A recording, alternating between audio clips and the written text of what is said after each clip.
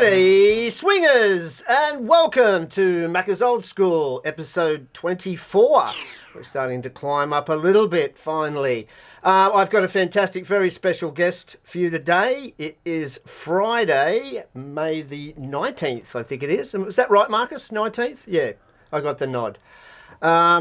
We have a very special guest today. Before we start, I would like to give Marcus and Storm Video Studios a plug. They're our sponsor at Gladesville. There's not many people that do what they're doing these days. They transfer stuff from VHS, do all that sort of stuff. He transferred my old March out from Kapuka in 86. He did a great job, folks. Great job. So, Storm Video Studios, they're our sponsor. They're fantastic. They've helped us a lot.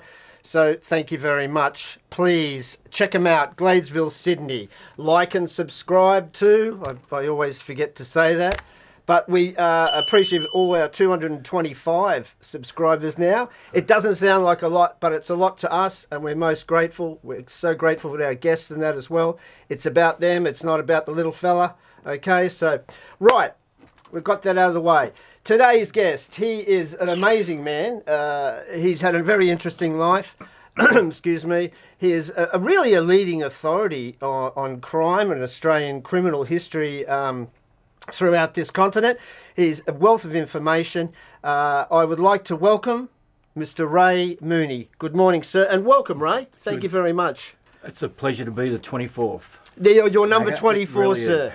and Ray's in beautiful Victoria and Melbourne, and so we were lucky to get you up here in Sydney, Ray. So we're really grateful, mate. Really grateful. Beautiful Friday, love it. Yeah, lovely. Love it. We're starting to get winter. It's getting a bit brisk to bracing. We've had. I've got a little bit of it up for this weekend. Yeah. I've got rallies in Melbourne, and my gosh, yeah, it gets fresh. Yeah. But no, it's a great state, Victoria. So we're going to talk. I mean, Ray, what an interesting life you've had.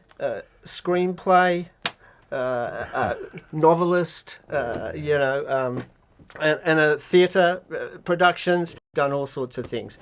What I do with all our guests is, in your own words, we'd like always to start with where you're from as a young bloke. We know Victoria, but talk a bit about that in your youth. If any mistakes you may have made. It might take a while. Well, me too, I think. So if we kick off from there, anything like that, we'll move into some other things with your books and also your relationship with Christopher Dale Flannery, Chris Flannery, who I believe you went to school or knew quite well, or knew quite well. Never went to school. Oh, okay, my bad. Well. I'm sorry. Yeah. And we'll take it from there, Ray. If we could start with. Not a problem, Macca. Your roots. As you say, I came from Victoria. As a young kid, unfortunately, I was sent to boarding school, which I didn't appreciate, and they didn't appreciate me as a young kid. But it was St Patrick's College, Ballarat. Very brutal place, very violent.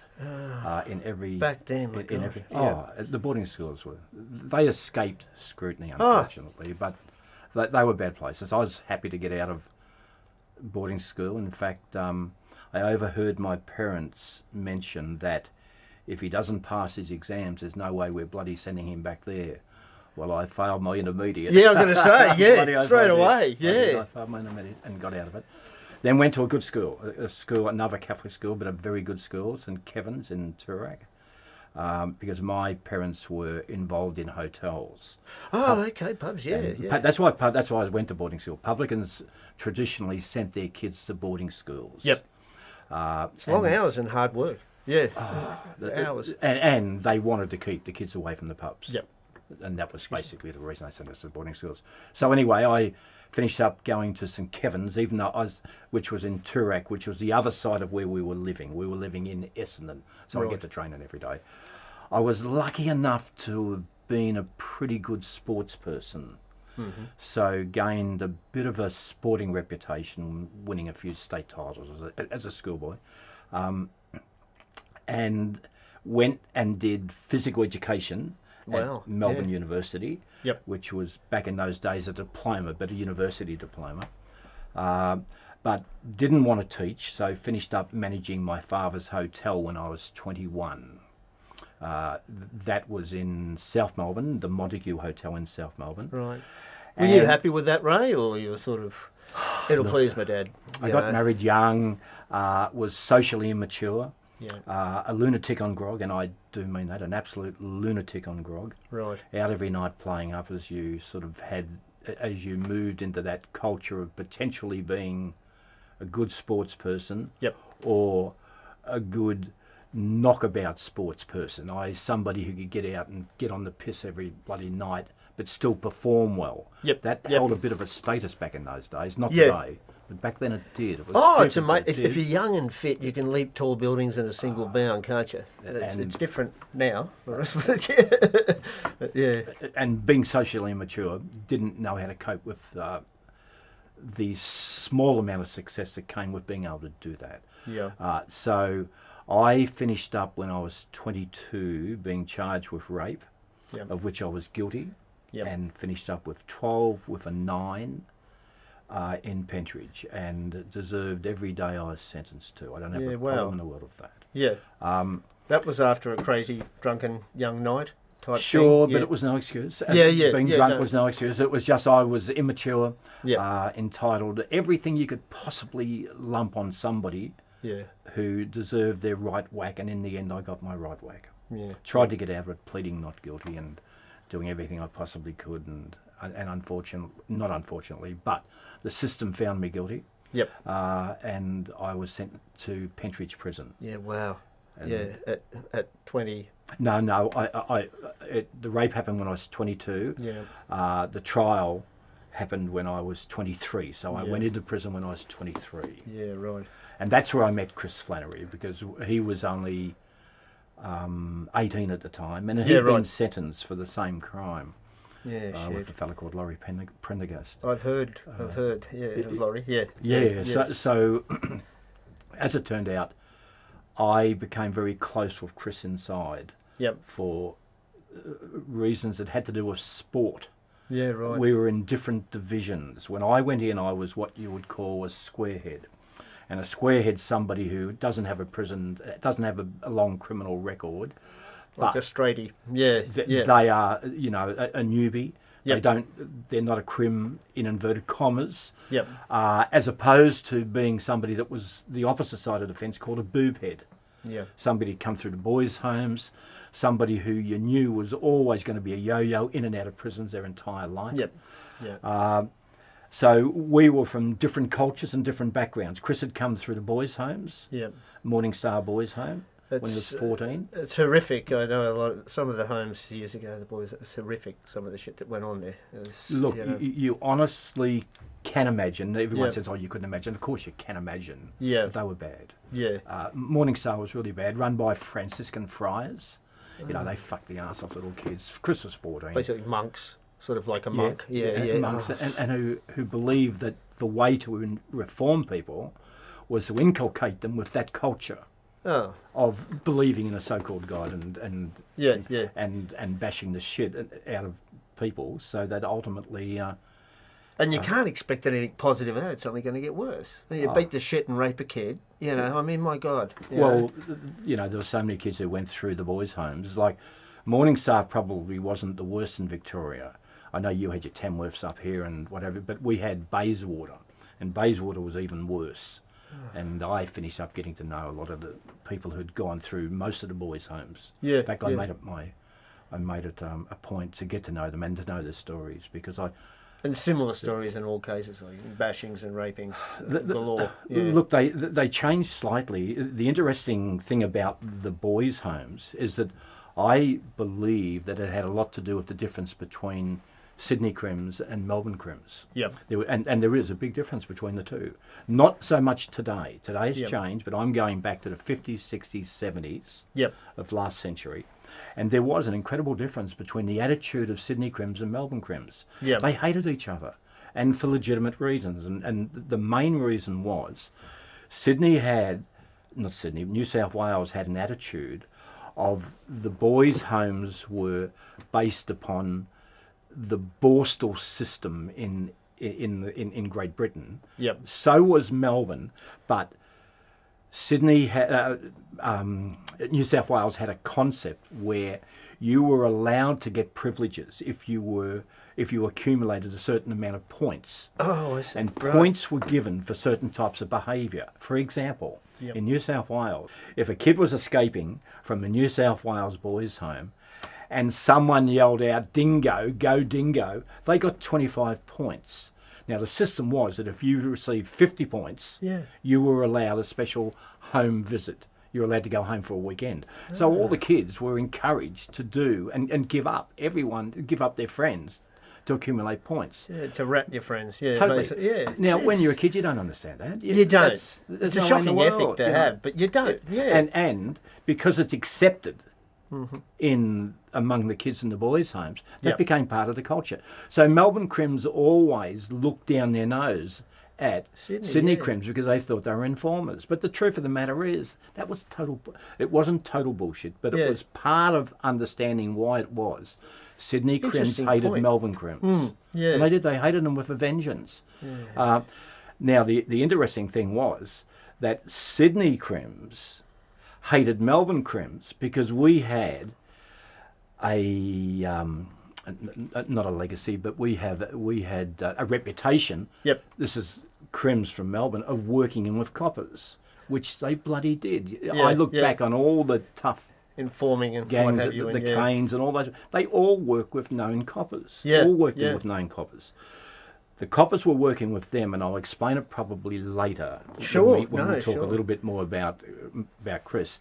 But the coppers in Melbourne wanted information because there was an attitude that you never give anyone up no matter what. It Yep. was very strong in Victoria. Yep. It also existed in New South Wales too. Yeah, Like we yeah. like to make out it didn't, but it did. The New South Wales Crims were equally as tough as Melbourne Crims. Yeah. The truth of the matter is there was no difference. Yeah. But because we perceived that they came through the boys' homes where you were encouraged to give people up, Yeah. we assumed that they were informers.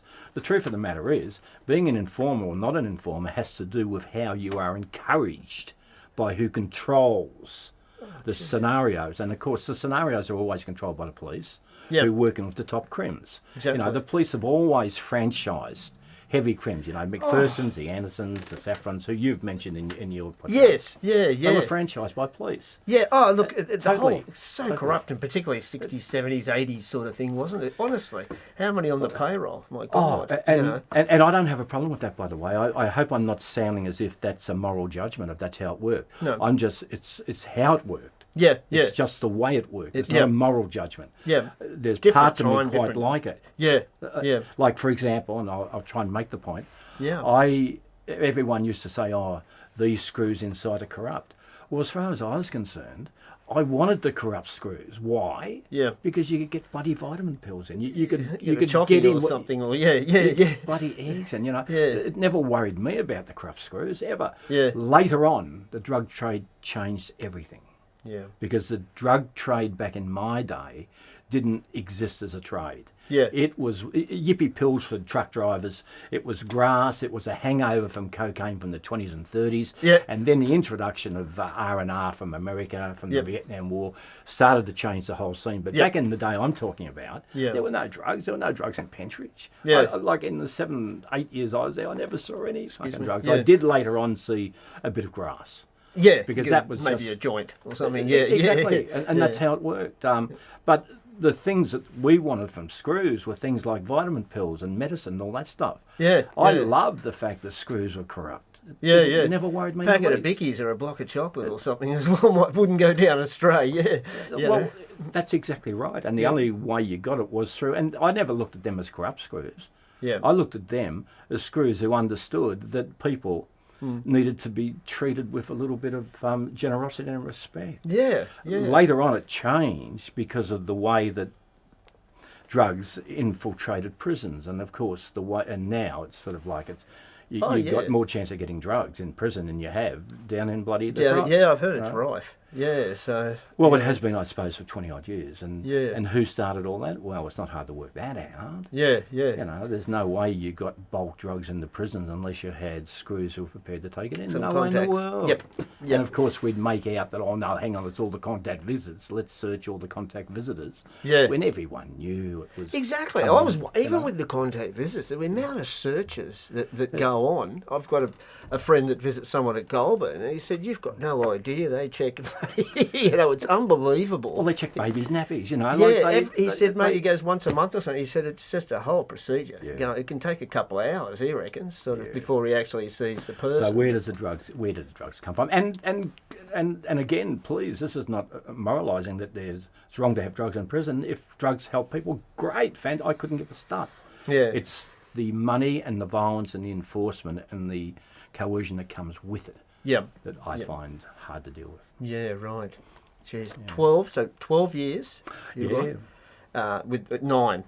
Minimum of 9. Back in the days when every month you served, if you were a good boy, you got 3 days special remission, which meant that for each month served, 30 days served, you would possibly get up to 10 days remission. So I did 7.5 years of that 9-year minimum. Yeah, right. Okay. Because I was entitled to 1.5 years remission. But it still That's gone now. It's truth in time. sentence. Each division's got such a name. I mean, it would have been a hard bloody... And so that's where you met Chris? No. I met Chris originally because a friend of Chris's knew that I wasn't too bad at analysing other prisoners' transcripts.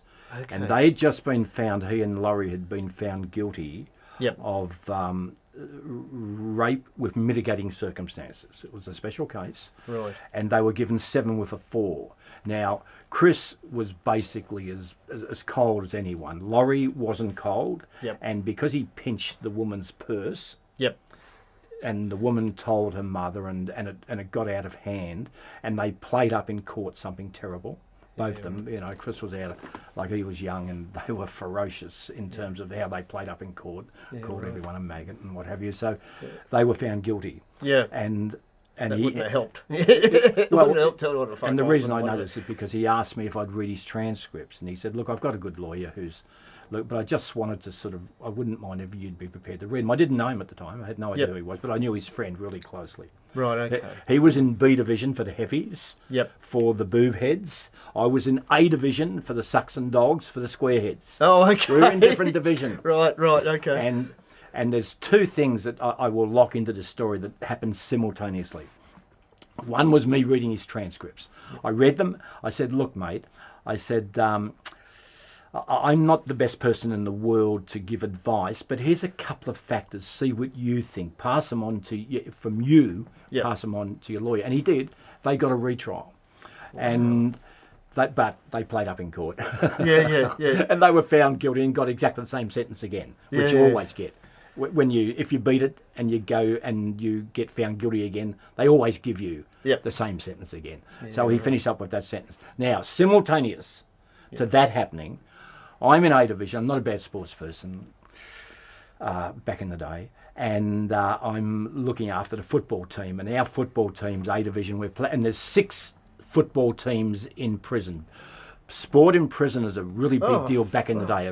Big deal. We had competitive cricket. We had competitive basketball. We had athletics. And we had, and here I come in as an athletic champion. All that shit, you know. So they pounced on you. Well, I can play football. And so we're getting the first game. The first game we have, my first game in A division. I've been there for 2 months, and I don't know how it still works. You don't know everyone, and we were playing E division at the time, and E division had a few known heavies in their group. And anyway, we're playing this game, and what happens is I get a free kick given against me. And I complained. I said, "What are you?" You know, just to the umpire, because they were crim umpires. We umpired our own things, you know. And the bloke who's given the free kick, he said, "What are you, a fucking dog?" Yeah. I said, "I'll give you." Anyway, so he said, "I fuck your mother," and he's come running at me. Yeah. And I just thrown one of those flukes, and sometimes there's flukes, fluke in the mist. Yeah. Just thrown one, and he's gone down there, taking him to hospital. His jaw's shattered. Oh shit. And they say to me, and I'm wondering why everyone in E Division just stand around watching. They're just watching. And I don't know who he is. I've got no idea who he is. And after the game finishes, anything goes on the football field. That's right. If you get caught fighting, yep, straight down the slot, straight down the H Division. Yep. But on the football field, anything goes. It's totally legit. Yes. So no screws, don't say a word. He just gets carted off, and later on they have to wire his jaw up and whatever. Yeah. So the bloke said, "You know who that was, don't you?" I said, "No, I got no idea." He said, "That's Danny Cotter." I said, "Who in the fucking hell is Danny Cotter?" He said, "Well, he's been around, blah, blah." I said, "Well, he'd want to learn to fucking fight." And anyway, I said, "Mate, you know what's going to happen." Yeah. Of course I knew what was going to happen. So I wait until he comes out of hospital. Yep. The same day. And the job I'm in, I have access to being able to have people called up for hobby material. Yeah. I get him called up.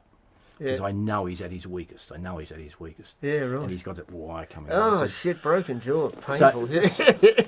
So we're in an area where there's only crimps. I said, "Okay, mate." I said, let's get on with it. Yeah.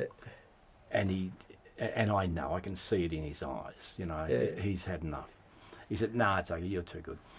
We became friends. Oh, that's it. That's it. It's over. It's over. He wasn't going to win one for wide jaw. No, There's no that's way in right. the world. But a bit of mutual respect, and it's over. So Chris, so we become very close friends, and I'm thinking, okay, here's how you survive in this fucking place.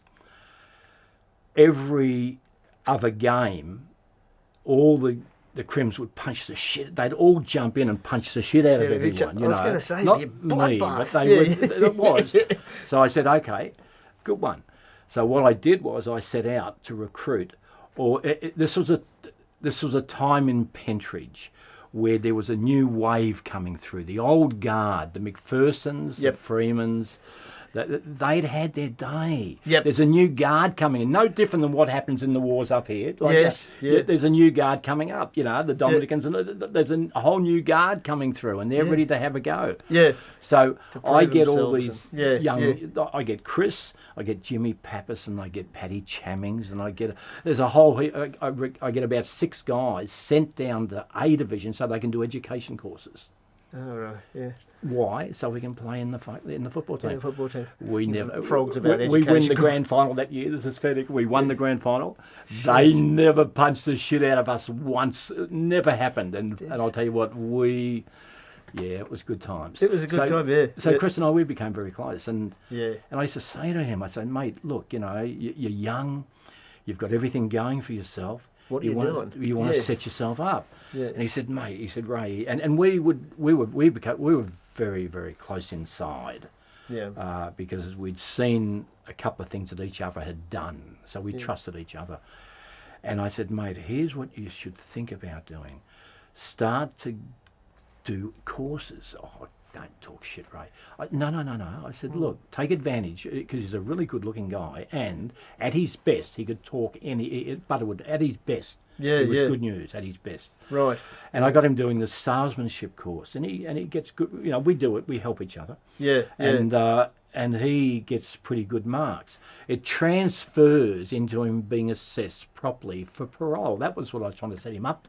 So if the only way they're going to give you early parole, if there's something they can measure. The only thing that they can measure, really, are the courses you have done. You can go in there and tell them that you changed, but they're not going to believe that. But if you can go in and show them, hang on, look, I've studied this and I got really good... You're trying to better yourself. And he got A's for all his subjects. That's it, So he gets parole. Unfortunate. And then goes over to Western Australia because he's on the run. That they get caught for a conspiracy to rob a bank. Right, in WA. No, in Melbourne. In Melbourne. He gets out and he's in trouble. Yep. And gets caught. And at that time, he hadn't married Kathy, but he'd met up with his future wife, Kathy, and had a child. Yep. That was Prem. Christine was Prem. Right. And They go across to Western Australia because he's on the run from the... he knows he has to front for conspiracy to rob a bank and steal a car. Yep. If he goes down, he's got to serve every day of the broken parole. If you had 2 years parole... Yep. And you'd serve 1 year, 364 days and been snaffled, taken back in on the last day, you had to serve the 2 years. Yeah, so he knows he's got to shoot through. Yep. So they shoot through to Western Australia, and he goes to David Jones, and they give him a job because of his salesmanship ability, and he becomes one of their top buyers. That's it. Now, there's an interesting story you wouldn't know about. Well, they never write about this. All they write about is he went over and robbed David Jones. And, of course, Archie Butley, who we also got down in the footy team, he's out, and he's over there, and Robin Holt. They're three top Melbourne Crims. Yeah, right. Well, they... All in Perth, was it? Yeah, Western in Perth. Australia. So they go to rob David Jones. Chris isn't there, but he set it all up. And silly Archie pulls the gun and shoots a security guard. So they get the key, and Chris gets extradited back, and you've probably read all the stuff about then how he gets arrested up here by Rogerson and his cronies, and and he king hits a guy called Don Wolseley, who was a supposed tough detective at the time, and breaks his jaw. So they put him in a straitjacket and fly him back to Perth, and he was a fairly big bloke, Chris. I've never met him. No, I've never met him. Really? No, and I don't demean in any way. He's your size. Yeah, right. He's 5'8". Yeah, that's about me. Yeah, so everyone he appears a lot bigger on camera. Whether he wore boots or whatever, I don't know. And he wore flat bloody shoes too. That's the other thing. He's dressed very stylishly. Well, there you go. Very stylish. Swingers. I always thought he was sort of 6+, because I've never met him or anything like that. But yeah, you would call him a trap. In the old fighting terms, he was a trap. Yep. In other words, look at this guy. Butter wouldn't melt in his mouth, and you'd come up and you'd. I heard he could scrap. He could dead set fight. He would have been the Octagon King. No, he could fight. He dead set could fight. But the thing is, everyone fell in. You fell into him, so you missed the first punch. He was as good as Nettie Smith as a king hitter. Yeah, right. Well, I've heard Nettie was good ferocious. First punch. Yeah. Nettie Smith huge hands, I believe. And long arms. Yeah, right, yeah. If you look at photos of Nettie, his arms are down like he's long. Any fighter with long arms. Hard to beat. Right. Yeah. Very hard to beat a good fighter. But here's the other thing that people don't understand about fighting. Yep. Sorry, they do understand about it, but they probably don't realise it. Kids who came through the boys' homes, they fought every day of their lives. That's right. Every day you were fighting. Every day you were fighting. You were fighting every day. Literally for your life. Well, they learn to become ferocious fighters. Yep. The boxers who train in the gym, they'll punch the bag and they'll have a few spars. Yep. And they'll have one fight every 3 or 6 months. Yep. But they don't fight in the street every day. Yeah, that's right. Big difference. The boxer's never going to beat the street fighter. And the street fighter, and there's no rules. It's survive. Well, the cage has changed that slightly. Like the cage fighters now, they do fight every day. You know, they're sort of in there for really going through the technique. Brutal.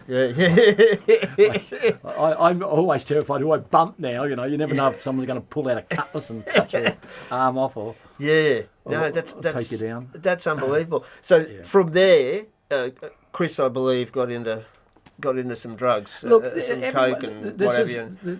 I'm here to change the narrative a little bit, because the narrative is so wrong. Yeah. Everyone said he was a fucking drug addict. He wasn't. He was into speed, but everyone was into speed. At that time was into speed. A lot of mates, they used to call it stomping powder at the time or something. They sell it to? They sell it to people who were in bands and the dancers. Like, of course. Everyone was into it. Truck drivers, all night. Taxi drivers, every fucking one.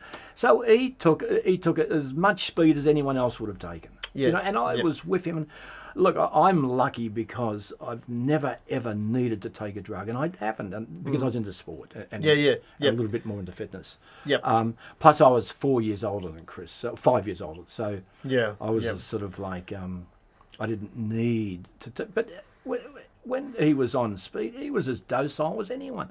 Yeah. Like I laugh when I read all this crap about the experts who have researched and they know, or the crims who talk about him as if they know, and they don't. They never knew him. Yeah. And you know, you get all these people talking about. Oh, I'll let that one go. Yeah. But it's I'm here to correct the narrative about. Oh, please a couple of murders that he was accused of that he definitely didn't do. Yeah, right. Yeah. It definitely didn't do. He's was his wife a nice person? His wife was a nice person. They loved to say she was Mrs. Macbeth and pulled the strings. Chris protected her unbelievably. Yeah, There's I've no heard way in mixed the things. world. I've heard that she was a horror, but that's why you're a wealth of knowledge, so I want to know. Look, she was smart, really smart. People don't realise this. She started out as Phil Dunn is probably Victoria's most senior criminal lawyer, along with Robert Richter. There's two top lawyers in Victoria. Yep. Phil Dunn and Robert Richter. Kathy started out as Phil Dunn's secretary. Okay, so she's not stupid. Yeah. Well, then she worked down to become the accountant at Mickey's Disco. This is years later. Yeah. Yep. And did the bookwork. Yeah, right. And once she was sort of like part of doing the bookwork, she then arranged to bring Chris in. Right. Working on the door to start with.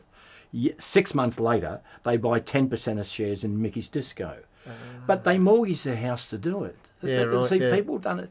And she was she was the best mother you've ever seen. House was immaculate, absolutely immaculate. Yeah, right. There were times where she would she'd be in your face. Yeah. She would never take a backward step. I've never seen her take a backward step in my life. Yeah. She took guys on. There's a couple of so-called heavy crims she took on, and they didn't come back at her. Yeah, right. Years down the track, they sort of make out they did, but they did not. Yeah. She was as tough as they come in terms of that. But she was never one of these people who drove the car. Yeah, right. Yep. We're jumping, but in the Roger Wilson murder, which was the first one that Chris has ever charged with, who was a lawyer who disappeared. Right. You might remember if you know anything about it. Yeah. I think it was in Sydney. No, it was in Melbourne. Oh, my it was bad. in Melbourne. Sorry, yeah, That's okay. No. You wouldn't, unless you knew, you wouldn't know. There was a lawyer who disappeared, and 3 people were charged with his disappearance. Sorry, 4 people were charged with his disappearance. Right. Chris, Weary Williams, and oh God, here's where my memory is letting me down. A lawyer who was an associate of the guy who disappears, Roger Wilson. And it's argued that the lawyer had hired Chris to make the other lawyer disappear. Right. Roger Wilson. Kathy was also charged with that murder. Oh, really? And very few people are aware of that. Yeah, And Phil Dunn represented her. Yep. And it was about the disappearance of a lawyer. And Phil, this is at committal, and have you ever heard of anyone beating a murder at committal? I've never until this point. Yeah. Phil Dunn represents her. Yep.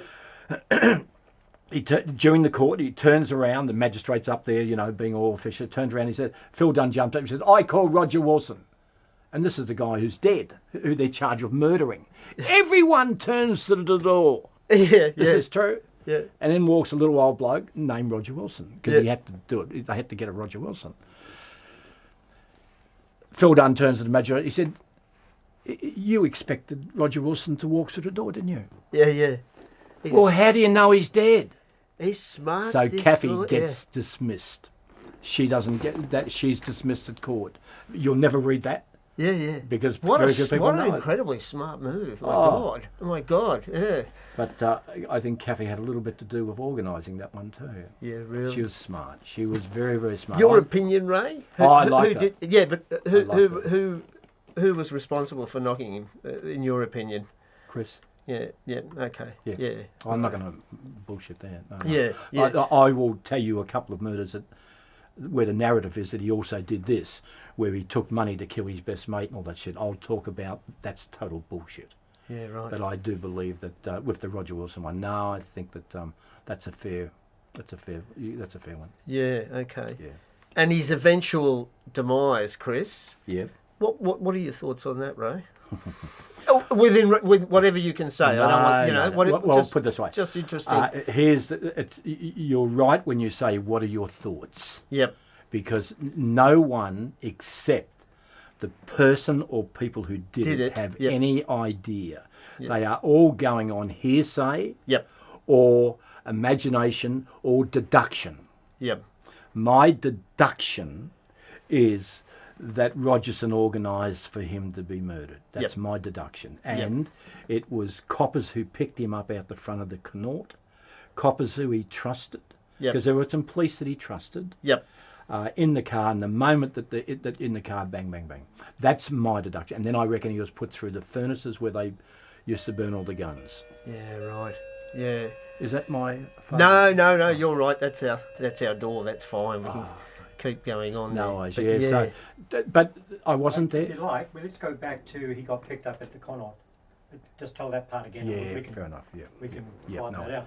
Yeah. Yep. Oh, okay. As if you could- Yeah, so I actually, like, we all know, when I say we all know, the evidence that exists Yep. argues very strongly that his car was sabotaged, that the battery wouldn't start, that the lead had been taken off, Right. arguably, and therefore he has to organise for transport to get to see George Freeman. Right. Now, I hear all these people talk about, I know it happened at George Freeman's place.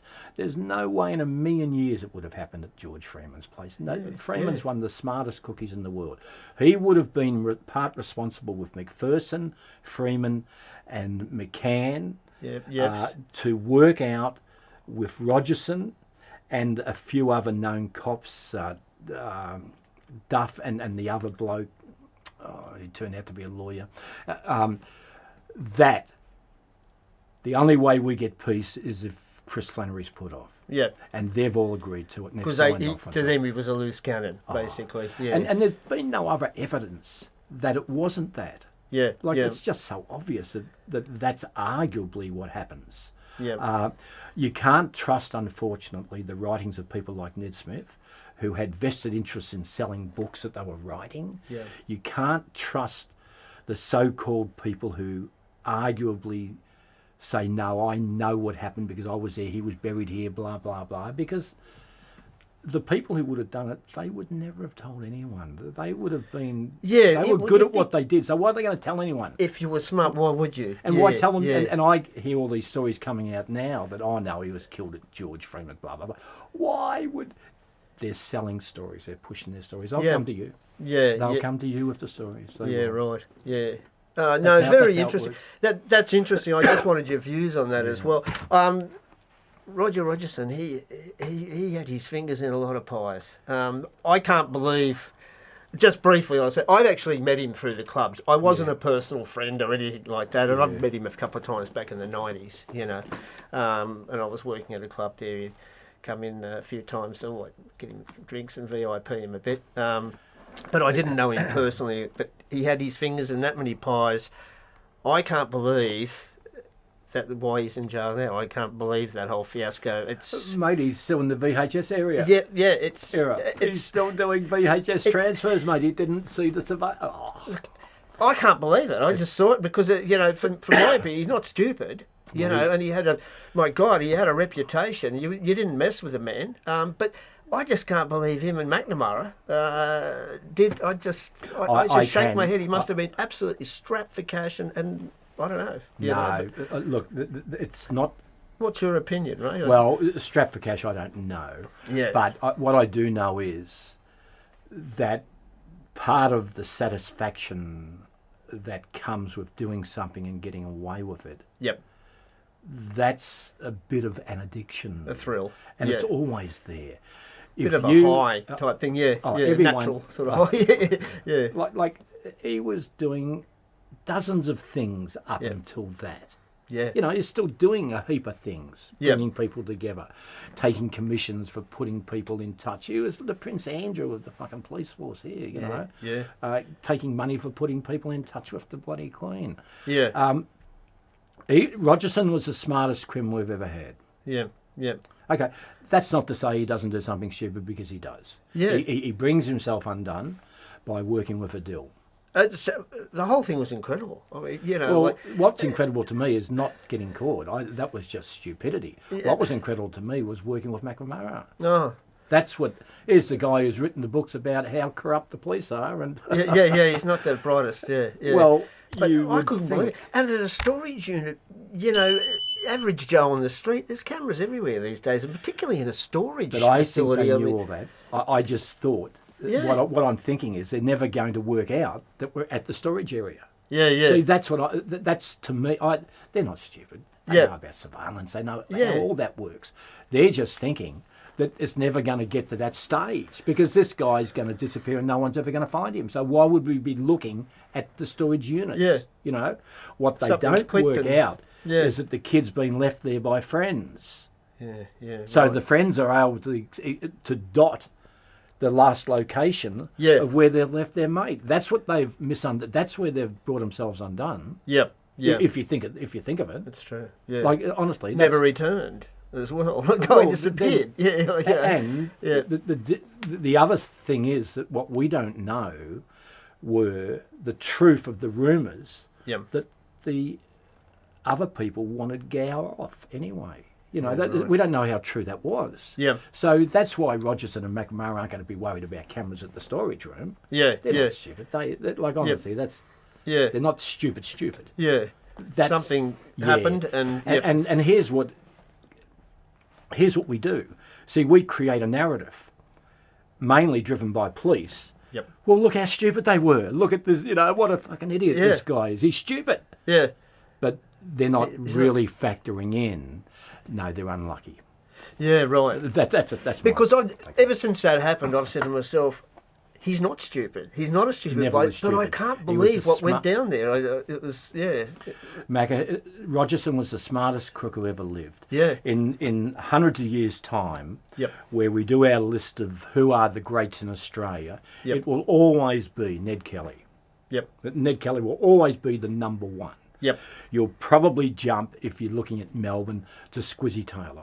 Squizzy Taylor, yeah. Because why? Because of the cult Yep. that came with the Squizzy Taylor, Yeah. and maybe a few of the Tilly Devine and a couple of the girls from There's here. some interesting stuff there, isn't it? The Oh. razor gangs and all that. Oh my But God. Then Yeah. if you keep on going down, Yep. there's a whole list of people who will never get the fair, like the McPhersons, the Freemans, the kids running the cross. They'll never get, apart from the social media status of the legit crims like Chris Flannery and Nettie Smith, Yeah. who Yep. really did pull off some pretty big deals in their day. Love or hate them, Yep. they pulled off some big ones. Rogerson will be above them. Yeah, right. And you keep on going down, you'll have the lawyer from who gave all her clients up. She'll be there. Oh, yes. We yeah. haven't What's done her her name? story yet yeah, properly. Yeah, Oh, in Victoria. Mrs. Yeah. X, Madam That's, 38. But we haven't. She's still alive. Her story hasn't been told yet, not Yeah. properly. She will be there.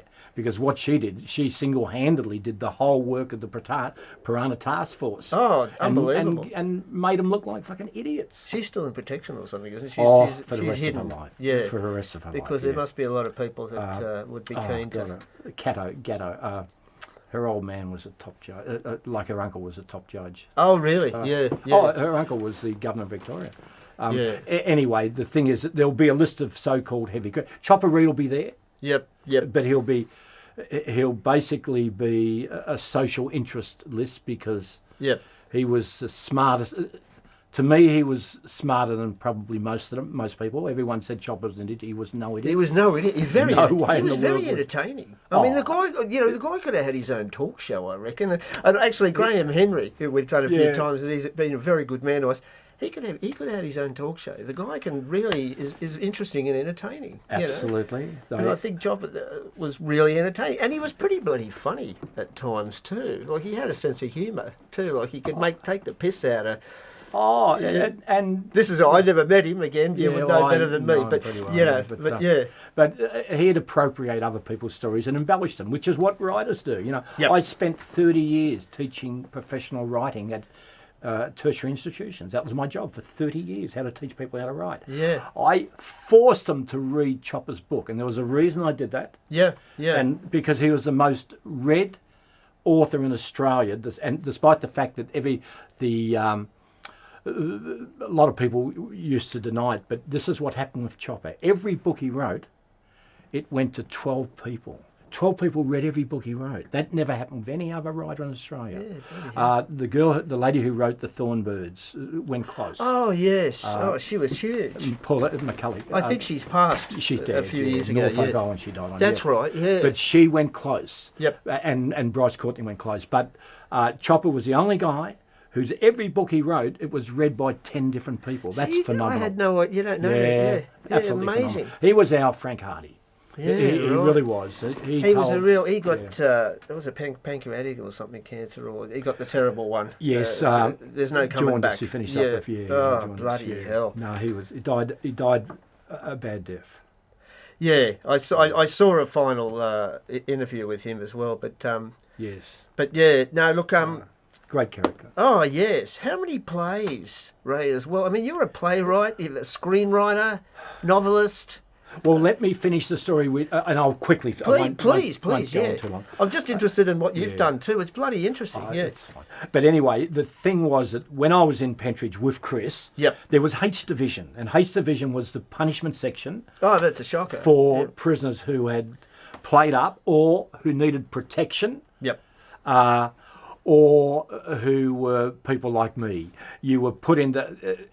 anyway, Chris was sent to Hates Division 6 different times. Yeah, right. And he admitted that when they first bashed the shit out of him, and Hates Division was like your Grafton up here. It was really bad news. In fact, Hates Division and Grafton are probably the two worst places in Australia that we've ever had. That goes back to Port Arthur, all of them. Jesus. They were terrible. You got a flogging on arrival. To show who's and Grafton was bad. Grafton was really. You read dark stuff. I've heard some shockers. Terrible. You couldn't imagine how bad Hates. You can imagine how bad it is, but it was really bad Hates Division. Absolutely. And bad. the floggings were probably an inch or two within your life. Sort of thing, you were flogged. Naked. You had to. You had to quick march everywhere you went. You were never allowed to look an officer in the eye. You had to find your spot on the floor, which, in other words, eyes to the floor always. Quick march, salute, wear hats. Salute. Yeah, I've spoken to John in the past where he said salute as well. And wear special clothes that were military. Because it was it was a military concept. Oh, really? Yeah, I was going to say salute to a public pew. But yeah. Oh, no. Look, our prisons came from the old English naval. Yeah, right. The Navy was the first one to set up real proper, because they had the hulks. Yeah. They set up prisons in hulks, and we took our harsh punishments there. We took our punishment from England and Britain, and they were navally based and then military based. America's military based. Australia was naval based. Barbaric, and I've spoken that in the past too. The English were barbaric, really. I mean, from that, my God, I think I spoke to John about that. It's not only the English that were barbaric. If you've travelled to Europe and seen those museums of what we call torture chambers, oh yes, well, every country was barbaric. Yeah, that's true. I often get people not arguing, but talking to me about the fact that it's never been bloody worse. It's so violent. You've got ethnic kids running around with bloody machetes cutting everyone's. I said, look, hang on. 200 and 300 years ago, there were hundreds of groups roaming the world, doing exactly that to villages. This is only 200 to 300 years ago. That's how violent it was. We are nowhere near as violent as it used to be. Oh, nowhere near it. The rack. Things like the rack. Well, what about those things where they bloody stick? You'd sit on the pole straight up your ass, and then they'd push you down, or the hook through the. I believe they put your hook through your stomach ass. Oh my God! Honestly. And the one where they'd put the rat, the rat cage. Yeah, but then they had the thing where they put the hot coals into it. Yeah. And so that the hot coals, as it heated up, the rats had to get out. Where's the humanity? I mean, there's none. There's none. We were very creative. The world's being very creative in its inhumanity. Yes. I look at what happens today. Most of that's not there. Most of that's gone. Sure. We have psychological torture. Yep. We have Abu Ghraib and all those places that are hellholes. But it's nothing like it used to be. Yeah. Except medieval times and things like this, like you say, 200 or 300 years ago. My God. Except for Hates Division. Yeah, really. And that was what it was like. It was terrific, terrible. So Chris had been down there 6 times. The first time he went down there, they broke him. By broke, what I mean is he accepted the rules and regulations of the division. Yep. In other words, he broke rocks when he was ordered to break rocks. He quick marched when he was ordered to quick march. He pulled his arse apart when he was told to do it. Yep. Battens up there. But then again, everyone down there did did. It wasn't just him. Yeah. But he couldn't live with the fact that that's what had happened to him. Now here's Please, Ray, please. This is important because very few people are aware of this one. Yeah. Although I have mentioned it recently, but simultaneously to Chris being in Hates Division, there's a strong movement outside coming from Vietnam protesters and war protesters who are jailed. Yeah, right. So they're put into jail, and people start to be inside jail become radicalised, and they're thinking about rights and what have you. And the 1968 was a big student movement across Europe. Yeah, yeah. And it's the beginning of the anti-Vietnam marches. Yep. So there's this whole movement about speaking up and not saying anything. Hates Division existed because people like Chris refused to give anyone up. They'd never, if the doctors would be sent down to check out for wounds and broken bones and what have you. Oh, I slipped down the stairs. They would never give a screw up. Never give anyone up. And it's just going to make life even worse for you, I imagine. We were our own. God, yeah. We were our own worst enemies. We internalised and accepted what they had set up for us, and we accepted it, and we never said a word. So the biggest thing that happened was that value was broken down. Yeah. We had suddenly there's people who are starting to talk about brutality and Hates Division. It's wrong. These screws are getting away with murder. Now, here's what very few people are aware of. Yeah. Simultaneously, on the outside, Chris's stepbrother is a lawyer. Yeah, very few people know this. Eddie Flannery is a lawyer, and he's associated with the Council for Civil Liberties. Oh, okay. So he's the one who's stirring the media up into interest in Hates Division, while Chris is inside working out how to destroy the place. Yeah, fantastic. And they work out that what we're going to do is we're going to get half a dozen. He was back up in B Division at this time. This is the second time. He's still in for the first time. He's sent back up to B Division. 6 of us are going to. Sorry, he was in C Division, not B Division. 6 of us are going to go down to Hates Division, and we're not going to obey any rules. We're going to destroy the place. We're going to take the screws on. Yeah, right. Yeah. He goes in, abuses the chief and what have you, sent straight down the Hates Division. Yeah. The other 5, for whatever reasons, wait a week. Right. In that week, Chris is down there 1 out, and he's had a go. He's called them all dogs, the whole lot. So this is the Crims. He even put the Crims on the dogs because they were too scared to have a go. And let me put this in absolute proper terms. No one, especially me, has the right ever to judge whether or not anyone was prepared to do anything when they were in Hates Division, because they weren't there and it's not their story. Yep. And if they didn't join in with Chris, so what? That's their right. Yeah. And they didn't at that time. Yeah. And it's easy for us to sit there not going there and go, oh, you bastard, you should have helped. Unless you don't know that. You don't know. Yeah. I went down for 4 months later on. Refused to break rocks, had the shit punched out of me, what have you, blah, blah. But at least I can hold my head and say, look, I'm one of the few people on this earth that they couldn't get to break rocks. No matter what they did, and they did a few things. The only thing they did was let you live. Yeah, yeah. But I've always been able to hold my head, but I don't judge anyone else who was down there who broke rocks. No way in the world would I judge them, not one bit. You know, bloody... Some of my best friends, John was down there for years. Oh, fucking terrible, absolutely terrible. A fellow called Bill O'Mealy was down there for 13 years. Like no one, Stan Taylor who blew up Russell Street. Yeah, right. 4 or 5 years. People don't know. No. That and once you go in there, that's it. All bets are off. Outside, this is it. This is your existence now. There's no one to help you now, and you've got to figure it out. And the bashings and. I always wondered if there was any remorse from the guards from years past. I mean, a lot of them would have passed now and what have you, but... No, they still argued that we made it up, that we were purposefully vilifying the screws and pretending we were bashed to make them look bad. Yeah. Up in Sydney here at the Nagel Report, you did the opposite. What happened now, what I meant to say was that Chris's brother was instrumental in setting up the Jenkinson inquiry into the brutality within Hates Division. There were a lot of people involved, not just him, but he was one of the guys who forced it. It had to do with the riots inside Pentridge. It happened to do with the media pressure that was caused from people like Ed Flannery on the outside. And it happened to do with a changing value system, that the world was changing. And As a result of that, there was an inquiry into brutality. Yeah.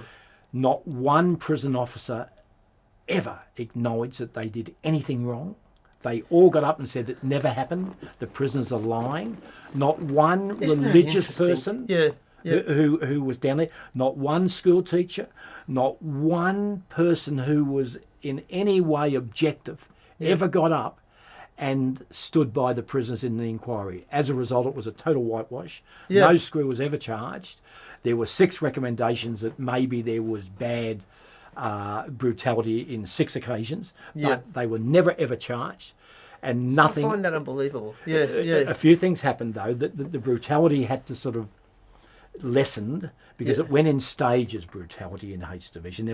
There were time periods where it was worse than it was in others. But the point that I wanted to mention to you was that the Nagel inquiry, years later up here in Sydney, what happened was, if you remember, if you've ever read anything about it, one of the doctors got up and accidentally told the truth. Yeah, good on him. And as a result of that, the screws realised, we're in a bit of strife here. Is the gig up? Yeah. So they got together, as a union got together, and they admitted that they bashed the Crimson Graft and Parramatta and all that. They admitted bashing them. Yeah, yeah.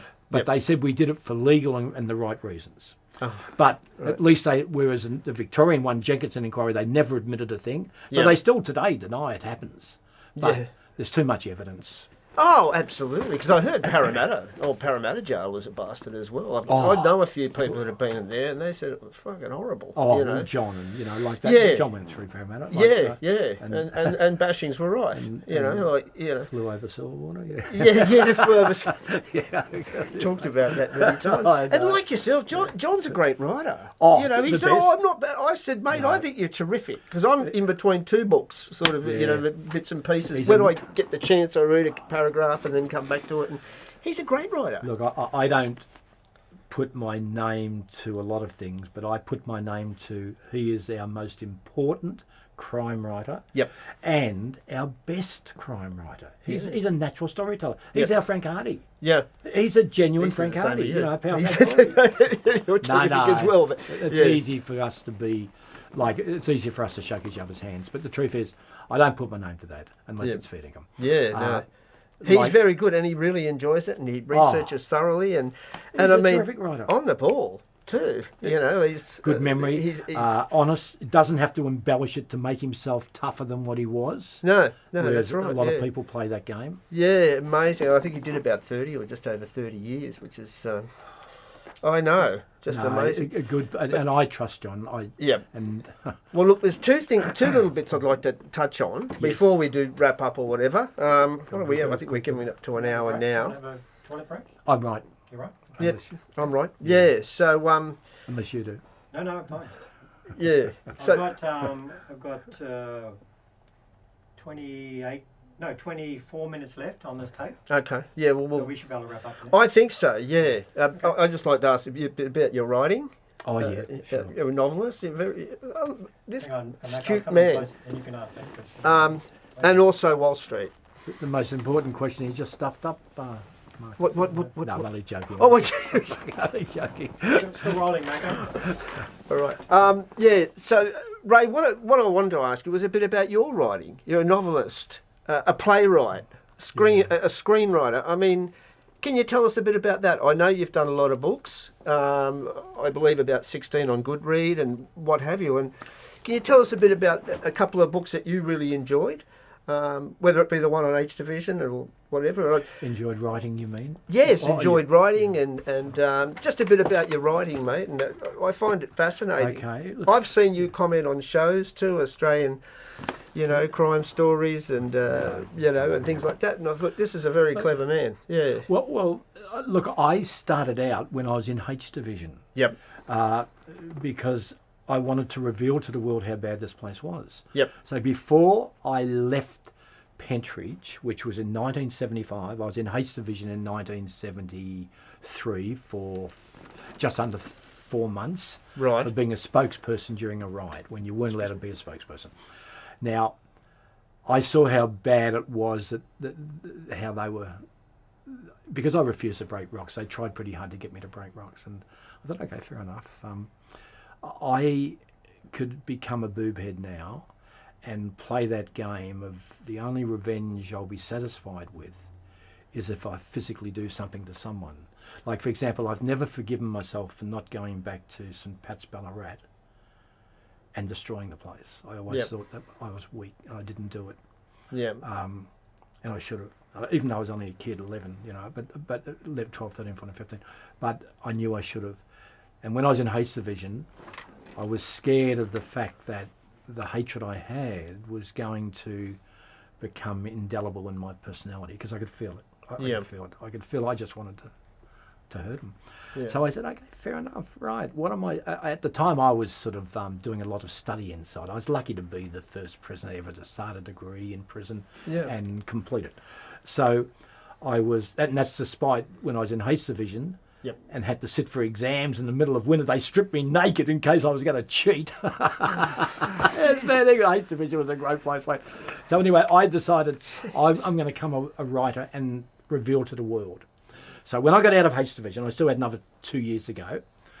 I asked every person who I knew who had been through H Division, write your story for me as it happened. Don't fucking embellish it. Just give it to me as it happened. I'll ask you questions about it. Yeah. Write it for me. So I got Stan Taylor, Archie Butley, bloody Chris, and they wrote their stories, which I had smuggled out before I was released. And I said, I promise you, I will do something. So the moment I got out, I was also lucky. I'd written a play in Pentridge called A Blue Freckle that was put on just before my release. Yep. And the guy who was down in Melbourne to set up the opposite to NIDA, which was the VCA drama school. Yep. He was setting it up. He asked me to, he'd come and seen the play, and he said, look, come along and apply. And I did and got in. So I was doing the 3-year drama course at the VCA, their first ever drama course. Yeah, fantastic. And while I was there, I wrote a play every night. Yep. About H Division, which was then later on, years later, filmed. Yeah. You've talked about the film. Yep. So I put the play on, but to put it on, I established an ex-prisoners theatre company while I was still at the VCA called Governor's Pleasure. Yeah, and we put plays on. So I finished up becoming a playwright. I was doing, while I was at the VCA, I was there as one of the 2 directors. I wasn't an actor, I was a director. Yeah. So I formed that. I formed a theatre company with marginalised kids in West Heidelberg, you know, street kids living in the boots of cars, whatever. Yeah. And we put on a whole lot of, we put on a lot of production. So over the years, I wrote more than 20 plays. Yeah. So I'm more known as a playwright than I am novelist. Yeah. Even though I've written, a lot of other stuff. When Chris Flannery disappeared, people who I trusted said, look, you should write the story. You know the story. And Peter Oyston, who was the guy who set up the VCA, who had invited me to apply, and I did the 3 years with him, we became best friends. We were very, very close friends. Yeah. And it turned out that Penguin were interested in me writing a book, and they financed the book, and I wrote A Green Light, which was about Rogerson and Murphy, who's just died in Melbourne, Chris, and the first part of it was my own story. Yeah. So I did what's called faction. I took fact and turned it into fiction. Yeah, right. And it had to be legalised by the copyright lawyers. I had to rewrite. There's a lot of red tape and stuff. I had to rewrite it all. Yeah, imagine. Otherwise, it would have been on the shelves for live awards. But that was a green light that probably set me up as a writer. Yep. Because it was Penguin's second biggest seller that year. So Penguin are huge, aren't they? Yeah, but Penguin are huge. I've heard there's a lot of it's not easy with a lot of publishers as well, and you can get the wrong end of the stick a lot of the times. I don't know a lot about it, but that's what I've heard. But yeah, no, writing has changed today. Yeah, completely changed. Because publishers, they used to be merchant bankers in those days. They would invest in someone like me on the assumption that they would publish 100 books per year. 90 of them would make a loss. But 10 of those books, like Shane Warne's autobiography, would go on to make a lot of money and subsidise the books that were going to be made as a loss. So I was in that category. They thought it'd be a loss, but it turned out to be a big seller. Yeah, and, And something you enjoy as well. Oh, And plus, you're getting some facts and Well, some truth. I was able to get a few things across, and then I recently, because I'm a great believer that if something can be improved, you must improve it. Yeah. So if I looked at my early writings, and I didn't think they were good enough, so I rewrote it. Wow. But didn't go back to publishers. Yeah. I rewrote it and put it up as 3 separate ebooks. Yeah, right. Yeah. And no one can stop me from doing an ebook. yeah, Because online and You don't have to, I just get them legalised, make certain that they're not going to be copyright problems.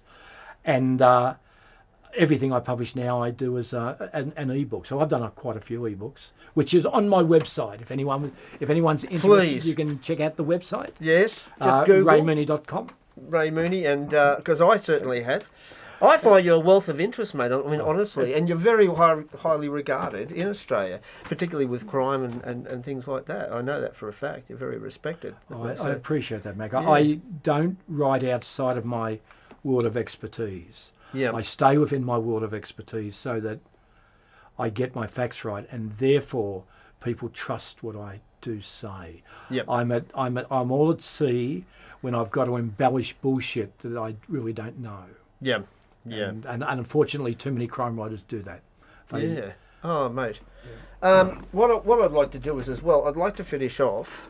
We'll wrap it up soon. I always say this too, but next time you're in Sydney, Ray, we need to go part 2 because it's a chip on the iceberg. But Well, part 2 would be looking at the narrative that exists about Chris Flannery. Yep. And comparing it against a narrative that I'll give you that just look, undoes the narrative. The same as John. John part 1, we're up to part 4, I think. John, and things like that, because it's a chip on the iceberg, mate. But let me give you one example, just one example, because I know we're running out of time. Excuse me, swingers, I've just got to have a quick mouthful. You would know about how. Excuse me. There's some water if you want, mate. How ex-detective Jury was shot up here, and everyone said, that was Chris Flannery. That was Chris. Everyone. Look, at the time, even Jury said, yes, I believe Rogerson arranged for Chris to shoot me. Yep. You ask Jury today, he doesn't believe Chris shot him at all. Yeah. No one believes Chris shot because they know he didn't. Same as Graham Henry's brought this up many times. He said he didn't shoot him. He didn't. Definitely didn't. And neither did Laurie Prendergast, which was total bullshit. Really? Yep. Look, here's one thing that you need to know. Anyone who mentions Prendergast and Flannery in the same sentence, madness. Chris hated fucking Prendergast later on because his brother had given them up when they went to rob a bank in the early days. Yep. So he could go and rob a bank. And that's how they got brought undone. Because Laurie's brother, he never spoke to... Chris never spoke to Laurie when he got out. Yep. Everything Chris did was with a cousin of Caffey's, Ian McLean. Right. He's a guy he trusted. Prendergast, total... So whenever you hear this thing about, Prendergast did this and that, total bullshit. He never stepped out of Victoria. Couldn't ride a motorbike, by the way. So when you read that one about Prendergast and the motorbike, you know... Yeah. Oh, It's interesting. I couldn't ride a bike either, actually. I rode a bike and it hit a fence. Yeah, the fence ran straight into me. But the narrative is Yeah. that Chris shot you. He didn't. Your thoughts? I know exactly what. No, I know. When Jury was shot, it was at 6 o'clock at night in Chatswood. Yep. Now He was in the kitchen or something, I believe. Yeah. well, here's the thing. At 10 to 7 that same night, Chris is at the Arncliffe Scots Hotel, the Scots RSL in Arncliffe. Yep. Signed the book.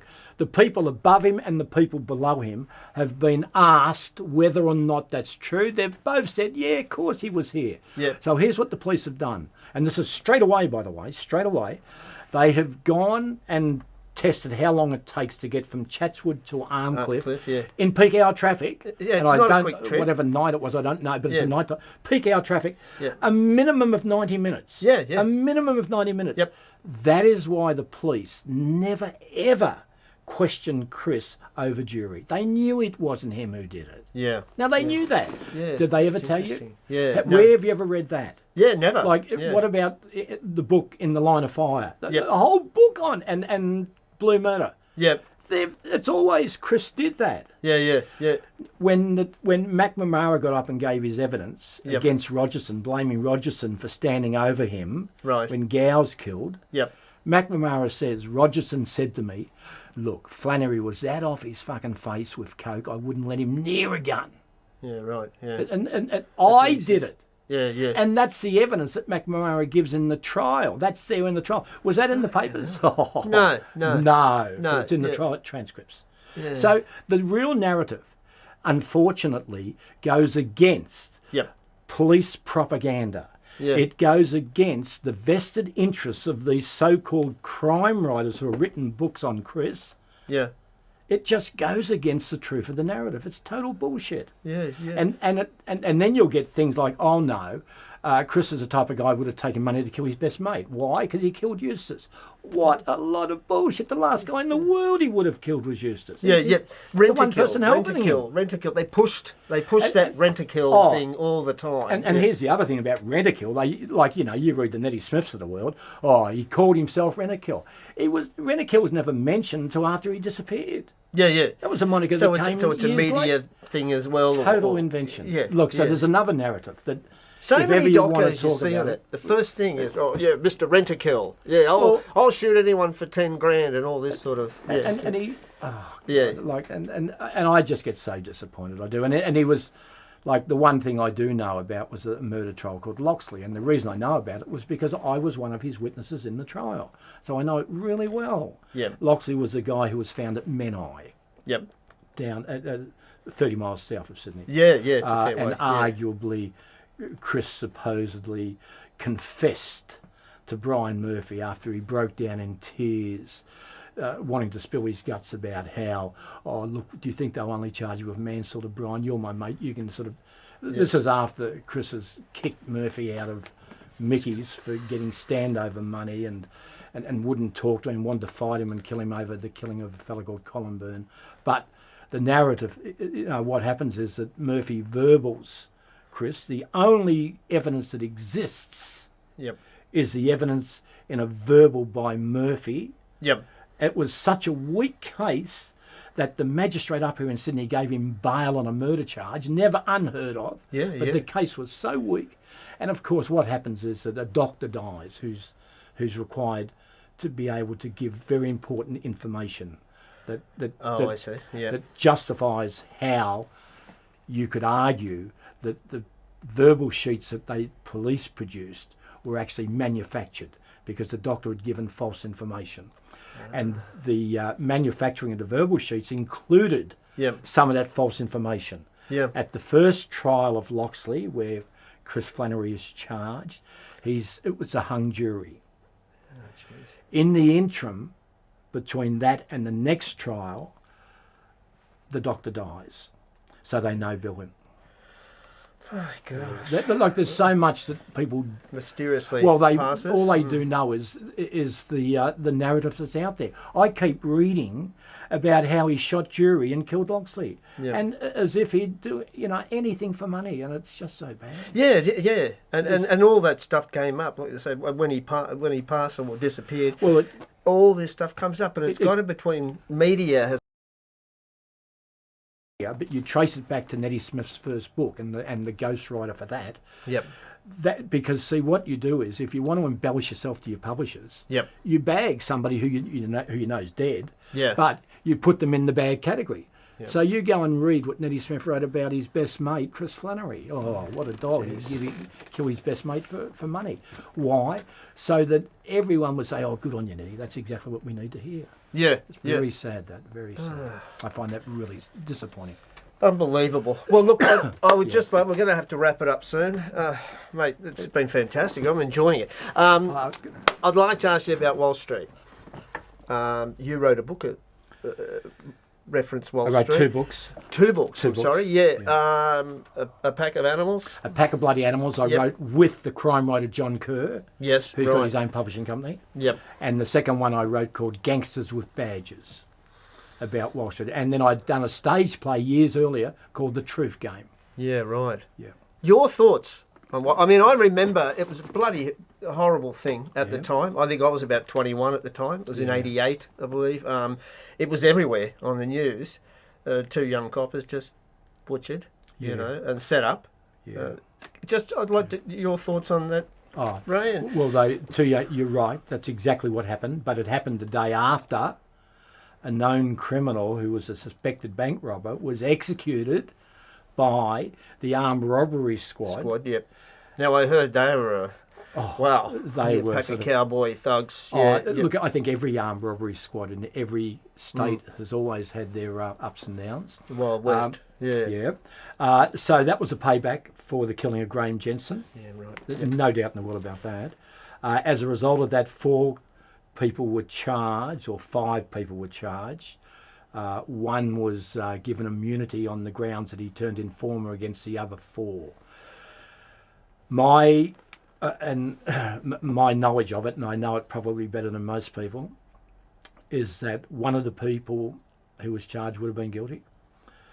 One of the people who was executed by the SOG prior to it coming to trial, a fellow called Jed Horton, probably was involved. Yep. Another prisoner who was found not guilty, Peter McElvoy, I don't know. Righto. Yep. 2 others, young Anthony Farrell and Trevor Pettingill, had absolutely nothing whatsoever to do with Wall Street.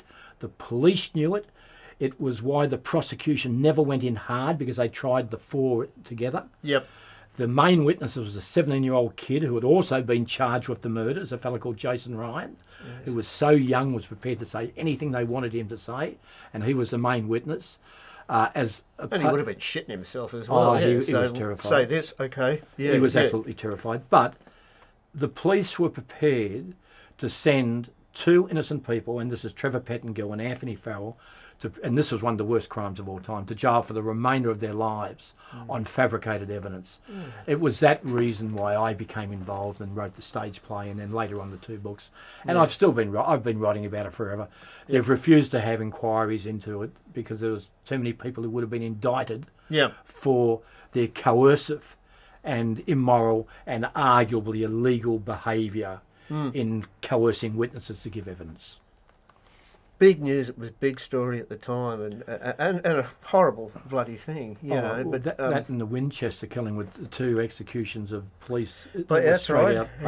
He got knocked in the driveway. I think when he just got home. Yeah, and the judge that was huge too at the time. At the time, Wall Street was, apart from Port Arthur, would have been one of the worst crimes of all time. Yeah.